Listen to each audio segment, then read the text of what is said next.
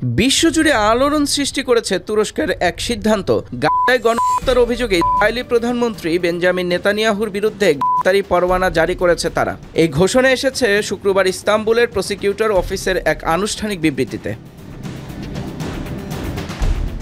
বিবৃতিতে জানানো হয়, তালিকাভুক্ত ৩৭ জন সন্দেহভাজনের মধ্যে রয়েছেন ইসরায়েলের প্রতিরক্ষা মন্ত্রী ইসরায়েল কাটজ, জাতীয় নিরাপত্তা মন্ত্রী ইতামার বেন গভির এবং সেনাপ্রধান লেফটেন্যান্ট জেনারেল ইয়াল জামির। তবে এখনও সম্পূর্ণ তালিকা প্রকাশ করা হয়নি। খবরটি নিশ্চিত করেছে আল জাজিরা। তুরস্কের পক্ষ থেকে জানানো হয়, এই কর্মকর্তাদের বিরুদ্ধে গণহত্যা ও মানবতা বিরোধী অপরাধের অভিযোগ আনা হয়েছে। ২০২৩ সালের অক্টোবর থেকে গাজায় পরিকল্পিতভাবে আগ্রাসন চালানো হয়েছে বলে বিবৃতিতে বলা হয়।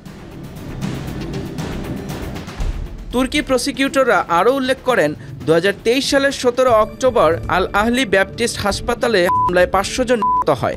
২০২৪ সালের ২৯ ফেব্রুয়ারি ইসরায়েলি সৈন্যরা ইচ্ছাকৃতভাবে চিকিৎসা সরঞ্জাম ধ্বংস করে দেয়, গাজা অবরোধ করা হয় এবং মানবিক সহায়তা থেকে বঞ্চিত করা হয় হাজারো মানুষকে। বিবৃতিতে আরও বলা হয়, গত মার্চে গাজা উপত্যকায় তুরস্কের নির্মিত তুর্কি ফিলিস্তিনি মৈত্রী হাসপাতালে ইসরায়েলের হামলার কথাও তদন্তের আওতায় আনা হয়েছে।